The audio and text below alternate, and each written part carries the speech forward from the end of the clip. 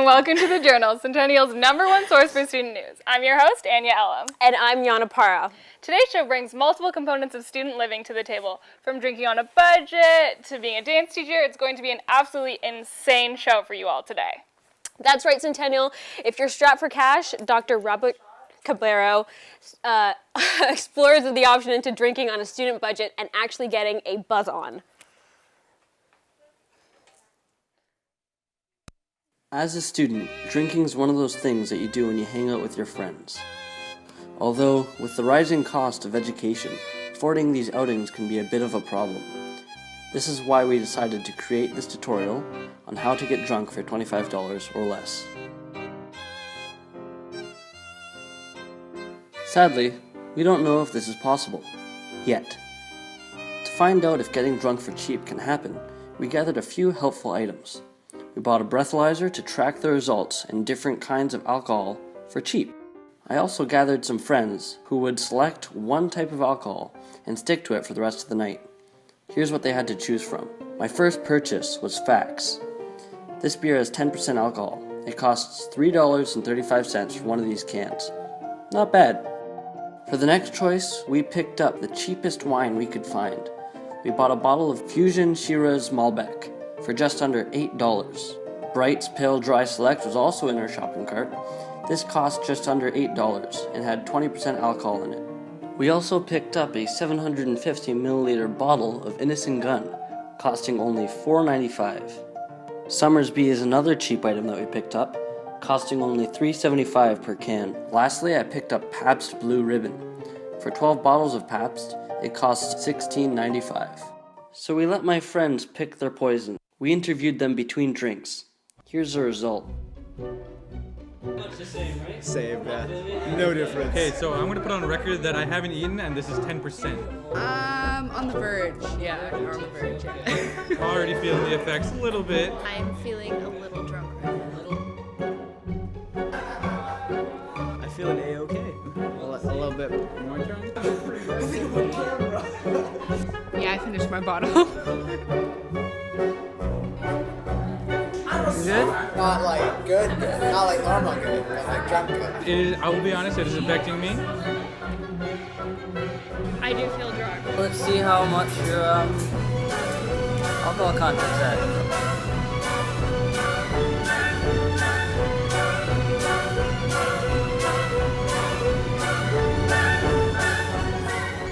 So what's it at? 0.13. Alright, so what does it say? Alright, so what does it read?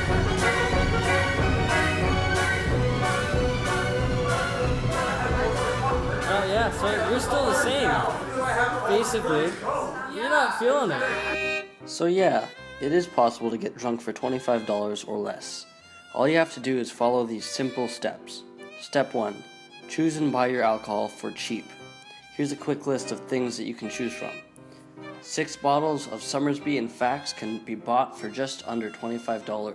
12 bottles of Pabst can be bought for just under $20. Or get a bottle of wine for $8. And 1 bottle of Innocent Gun is worth $4.95, the cheapest out of all the drinks. Step 2. Find somewhere to drink your alcohol with your friends. Step 3 is whatever you want it to be. And step 4, profit by being drunk for less. Now you can start saving money for things like the cab ride home. Well, that looked really fun. Yeah, we need to try that. Definitely.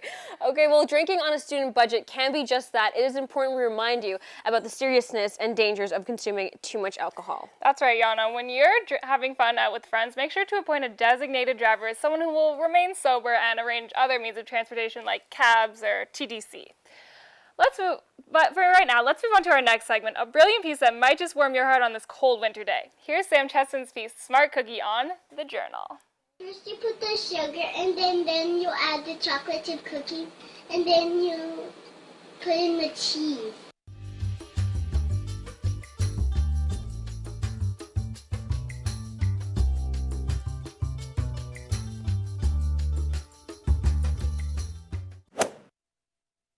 We need to put the other sugar in there. No? Yep. Okay. I think the butter. Uh-oh. You stuck your finger in it. Yeah.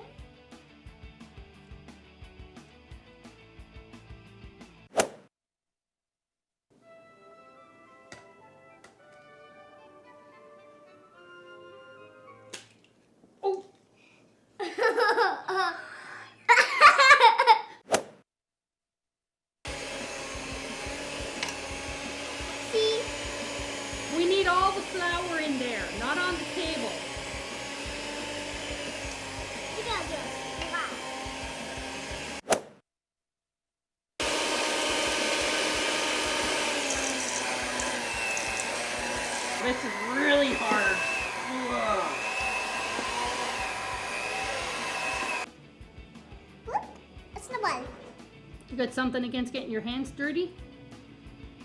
Okay. Big hole.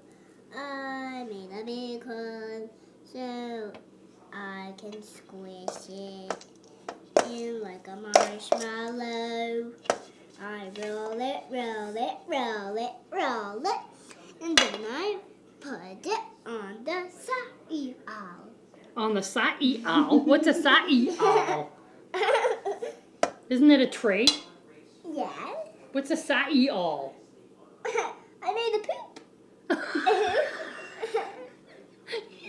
You made a poop.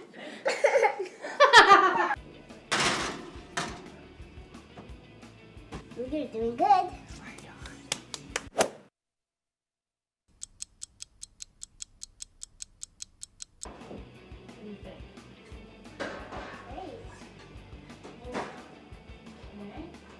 Don't touch it now because that's very hot.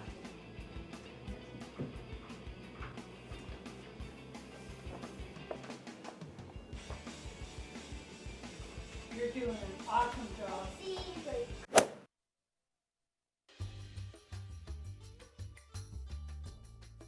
Then I take this one. So the snowman. Like it. You like it?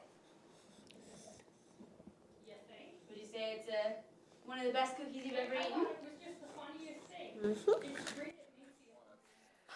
That was heartwarming. That was the cutest thing I've seen in weeks. And it's kind of embarrassing because that little girl can bake better than I can. Is that true? It really is. She can be cute at the same time while baking cookies. Anyways, if you are into Picasso or Van Gogh, this segment is something that you want to check out. Next on the journal, Mary Kate explores the logic of subduction, where we can take a look through the eyes of an artist on the verge of blindness. Here it is. I can't actually wait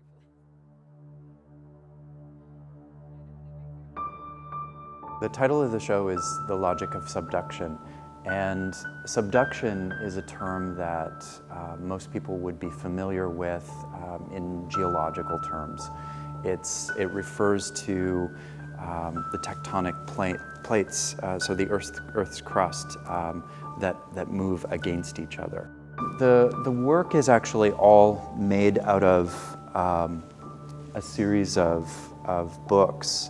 They're actually Reader's Digest condensed novels. And I chose them deliberately, or actually I guess I chose the category of books because these have already undergone a process of editing that I equate with a process of loss. And if you were reading it, you wouldn't necessarily be aware of what's missing, but you might be aware that there is something missing. My process with them was to cut them again to a uniform depth, so that I was actually cutting away a cross-section of them, kind of, I guess, likening that to another process of editing. Then they've been drilled and compressed under hundreds of pounds of pressure between steel compression plates. And then the surfaces have been polished glass smooth. And then after that, you know, these now sort of mute books, I've taken my own writings and etched them into the surface. They largely come from, they're sort of excerpts from journals that I've written as I've been traveling, places that are the memories that I actually want to keep, even if someday the sense of sight disappears.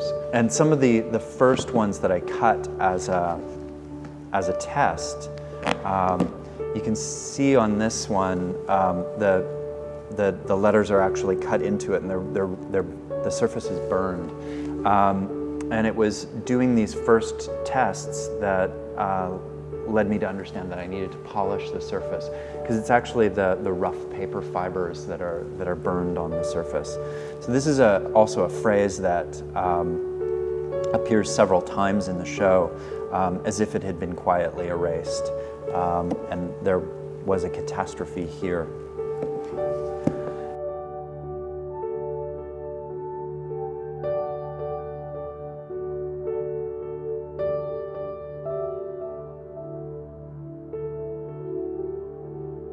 I think as my vision changes and as I experience loss, I don't know if I will become blind. I know that my vision is going to get worse. but in many ways I've prepared myself, or have been preparing myself for years. And I think that as this body of work has come to a conclusion, or is coming to a conclusion, that where I've been going with ideas for the next work is largely connected to fleeting imagery. A young guy named Brandon came in, and he was looking at the work, and I just said that if he had any questions, I was just photographing. He was should feel free to ask me. So he looked around a bit more, and then he said, well, I do have a question, and it's that I really love this, but I don't get it. I asked him if he could tell me what it was that he found so frustrating about the work. And he said, well, they're books, so I started this at the left side because we read left to right.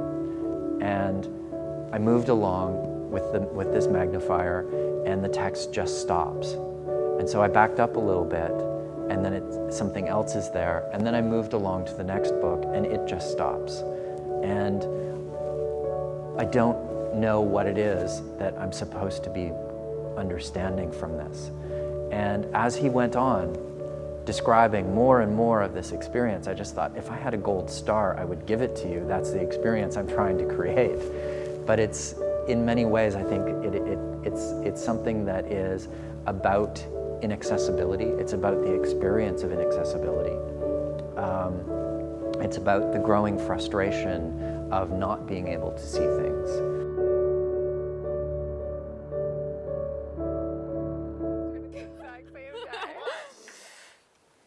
Anya, what would you want to see, the last thing, if you lost your sight? I would probably want to see like all of the art in the AGO, or like the most beautiful beach in the world. Mm-hmm. What would you do or see? I would love to go backpacking across Europe, but I wouldn't want to do it myself. I would like Harry Styles to come with me. So if he is watching, you're coming with me to Europe. Yeah. Just have something else to look at. Exactly. But speaking of styles, coming up next on the journal, we have an exciting look into student fashion with Raquel Scarfield's Fashion Redux. You will learn how to get the latest styles right off the runway of Paris, Milan, just under $100. What are we waiting for? Let's roll the segment. Let's see it. Here's Fashion Redux. Welcome to Red Carpet Redux. I'm your host, Raquel Scarfile, and today we have three special guests. One is our fashion expert from Toronto, and the other two are volunteers who will be wearing our Red Carpet Redux outfits. Welcome to the show. What exactly makes a red carpet fashion? Well, red carpet fashion is something that's very glam, very chic, very stylish, and many times very over the top. It's a way for the artist or actor or whatever to express their style, and a way for the designer to really express their style as well. So it's a really nice combination between the two. About a week ago, we talked about some of your favorite red carpet outfits worn by Jennifer and Ian. Let's show the audience your absolute favorite outfits worn on the red carpet. So over here we have Jennifer Lawrence at the European Hunger Games premiere. In this picture, she is wearing the Ralph Lauren collection, and it totals for about $2,300. On the other side of the spectrum, we have Ian Somerhalder, and in this picture, he is wearing the Zenga jacket, shirt and tie, with Stronghold jeans and Diesel suede shoes, and this outfit costs $1,350. So what we did is we took your two favorite outfits and gave them to my Redux team to find. So let's take a look at what our creative team has put together. Julian, come on in with Ian's Redux outfit. Julian's outfit has a very similar style to that of Ian's. The tie and the hanky are both gray. The jacket is very similar. And the pants, although not the same style, the color is basically dead on.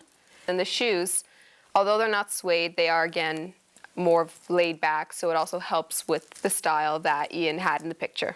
Thank you, Julian. So next we have Beth in Jennifer's Redux outfit. Okay. Beth's outfit has a very similar shape to Jennifer's and the same silhouette. The dress itself is, again, very similar in the style. The belt itself is pretty dead on to the one that Jennifer was wearing in the picture. And although the dress itself is not the same print, I think this print also helps to add a lot of texture that was seen in Jennifer's. So overall, it's a job well done. Thank you, Beth. That's all the time we have for today. Thank you, Monique, for being our fashion expert, and thank you, Julian and Beth, for being our volunteer models. I'm your host, Raquel Scarfell, and this was Red Carpet Redux. I know what I'm doing after the show. Shopping, Dianna? Definitely, I'm in. Next up, we have Samantha Romanchuck. We will take a journey through space as she interviews Salmon Blitz, security of the UFT Astronomy and Space Exploration Society. How exciting. Let's get to the clip. Let's do it.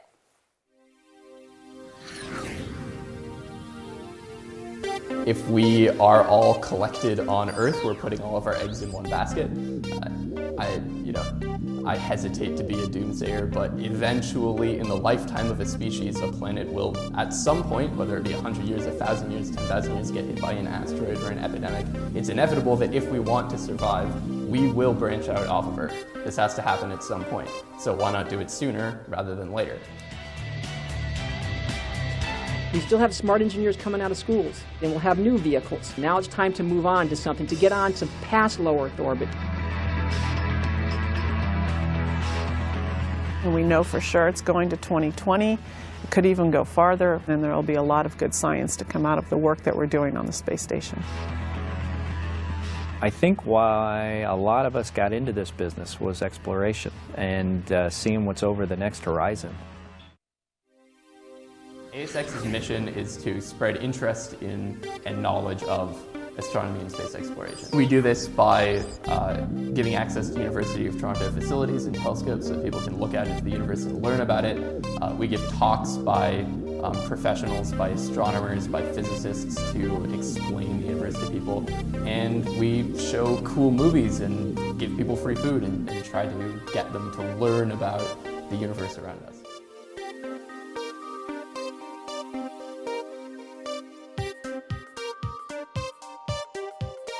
There's an Isaac Asimov story, actually, I believe it's Isaac Asimov. There's a fiction story, and I want to credit Isaac Asimov with it, where they sprinkle diamonds on the moon so that companies will go pick up the diamonds off the moon and bring them back to Earth. And then there's your obvious profit motive, and then companies will be able to go do things like land on the moon and develop new technologies. But until that happens, it's going to take a public commitment to develop new technologies and explore space for the sake of exploring space.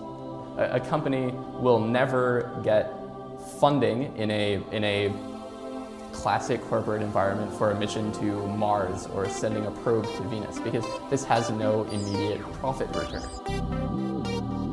The money that is given to NASA doesn't simply disappear from the American economy, it's funneled straight to American workers. Almost every dime is given to an American manufacturer, which pays American workers to develop American technologies. NASA is a spectacular innovator. So many technologies, so many offshoots come from NASA technologies, NASA innovation. Things like better refrigeration and better insulation, grooves on the highway so that your car doesn't skid off the road when it's icy. I mean, they actually issue a book every year of offshoot technologies that are now available and being used in countless American homes that come directly from NASA technology and NASA and investment in American space exploration. This means not only more American technologies, this means more new American patents every year. I think it's great for the American economy to give money to NASA. R2 is scheduled to travel to the station aboard Discovery as part of mission STS-133, targeted to launch in November. For the past several months, R2 has been undergoing tests and upgrades at NASA's Johnson Space Center in Houston. In August, it will be shipped to the Kennedy Space Center in Florida for final testing and packing. A robot is programmed to do a limited set of tasks. A robot can do exactly what you program the robot can do. Like your computer at home is capable of doing only what the manufacturers put into it. If a Mars rover is walking along and it sees a glimmer of something really, really interesting off on the horizon, that it's not programmed to really pay attention to. That's not a problem that the Mars rover is going to be able to investigate further. Whereas a human walking along the Martian landscape who sees a glimmer off on the horizon of something really cool, they are going to be highly motivated to go off and see what that is, and they'll have the intuition and ability to figure out what it is.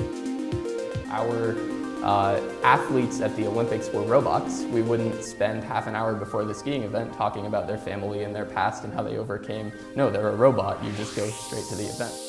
At the end of the day, I would love to see humans in space also because this is a viscerally exciting thing to see. You can go into space. It's way cooler than that robot can go into space.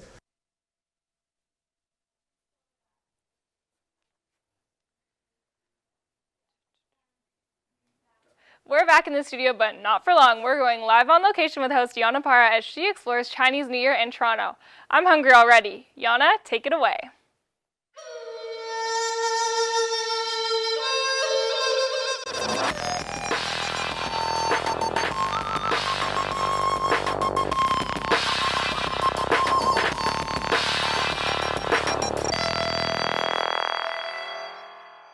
Hi, we are here at the Dim Sum King Seafood Restaurant for the Chinese Lunar New Year food tour. We're going to be having some dumplings. Let's get right to it. And then they have, the team to show up. I'm here at Dragon Mall City with Shirley Lum, and Shirley Lum is a culinary historian, food taste of the world. Shirley, how did you come to do this tour? It evolved. People would ask, "Oh, have you done a food tour that includes Toronto Chinatown?" So we thought we had to set this record straight. How many Chinatown? So we started doing that. Okay. And then one thing led to another. So we would do tours initially just from spring until fall. And then people asked, "Oh, but what about Chinese New Year?" And then we said, "Oh, okay. Why don't we?" Dim sum you can eat year-round. But what's even more significant when it's New Year Day, on that day, they actually would serve special dishes with added ingredient like fat choy, which was part of our greeting. And fat choy is actually a seaweed. And right now, this week, we won't see it. But on New Year Day, we would have actually seen it. Most of the dim sum I ate was really good. Unfortunately, some I couldn't eat because most dumplings have shrimp in it.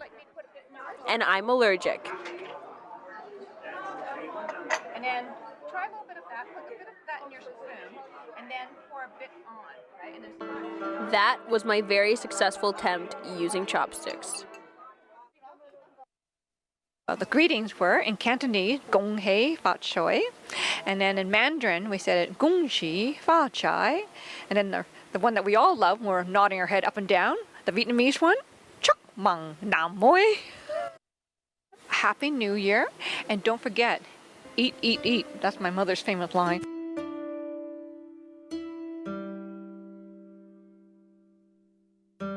Throughout the tour, you're going to see red. And all the decorative stuff is in red and gold. So you might remember I mentioned red symbolizes happiness or good luck. And then the gold color is the color of money. And so you would wear red, New Year, birthdays, and weddings for that reason. And then same thing with the gold.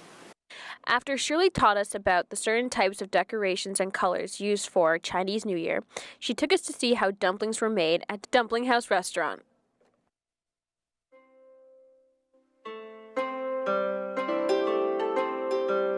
The bakery right now, you'll notice a lot of stuff. You eat it year-round. You've seen it when you go in to buy. But there's some stuff, again, that's even more significant when it's New Year. So in my tray, I actually had stuff that are now sold out because people buy them and then when they're gone, they're gone. So you'll notice these little ones that look like biscotti. They're actually deep fried. And if you look closely when you're getting yours and hold it up, you'll notice it looks like little smiling faces or mouth. And they're actually called that in Chinese. And you eat those when it's your wedding banquet or Chinese New Year. And the idea is you start the New Year smiling and laughing. And who doesn't want laughter when it's New Year, right? For 15 days, you're eating either with your family or your friends and your co-workers, right? And just celebrating New Year for 15 days. And then you go to the gym and work out. Happy New Year. Thank you so much. You're welcome. Pleasure. Wait, so I have to wrap.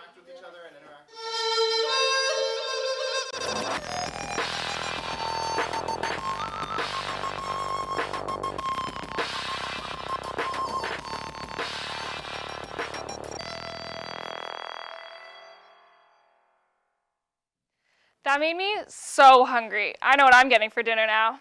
Since Dianna's stuck in traffic, we have co-host Stefan stepping in. Hey, Anya. Nice to see you on the show. But how cool would it be if, we actually went on a trip to China? That would be really cool. We should definitely do it. Sorry, I missed my line. Okay. Well, anyways, now we better clear our calendars for the dates because we'll be going on after this show. We're almost out of time, but before we take off, we have a very special treat for our viewers. Did you say dates? Oh, no, Anya, you're getting off topic. That's right. We have a special treat for our viewers. Jasmine Shea, 19-year-old singer-songwriter from right here in Toronto, is joining us live in studio for a performance. Take it away, Jasmine Shea.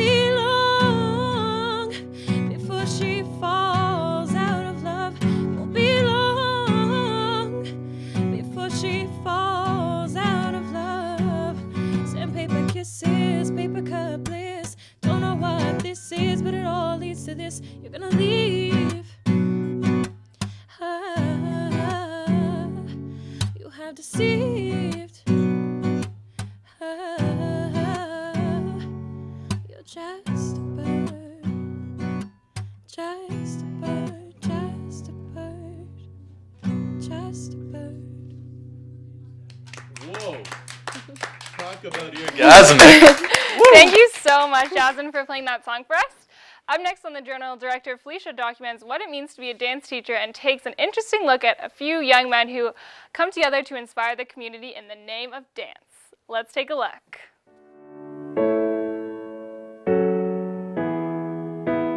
My name is Dwight Irvin. Everyone knows me as Chinese. You know what I mean? Some people call me Chinky, China, whatever they want to call me, but everyone knows me as Chinese.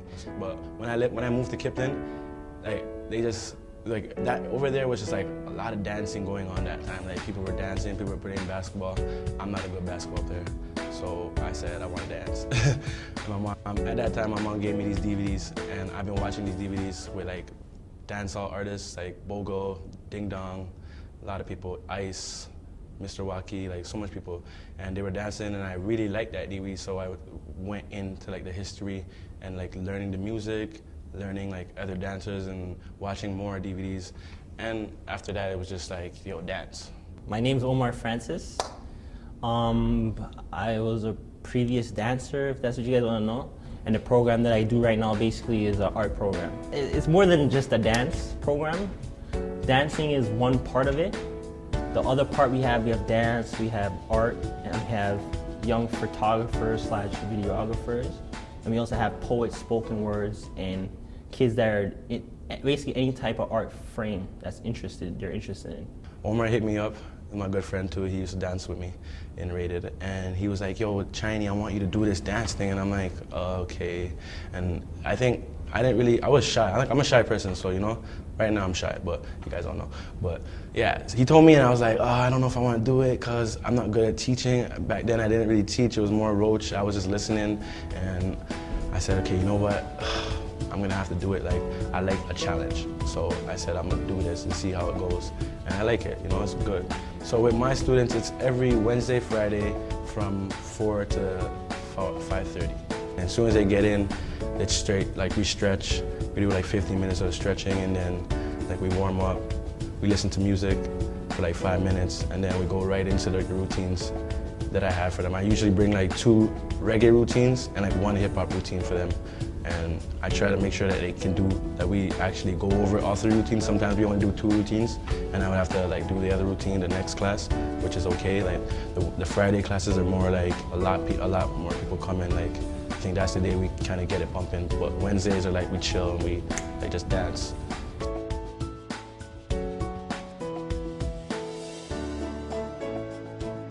Whatever talents they're interested or whatever talents they're working on, it can be the art to the dance to the video and to the music. I just hope they take it to another level, you know what I mean? That's the whole point of this program. That's why I want to take lead on this, and that's why I do this, right? It's to take whatever talents they had from whatever level they're at and just take it up a notch.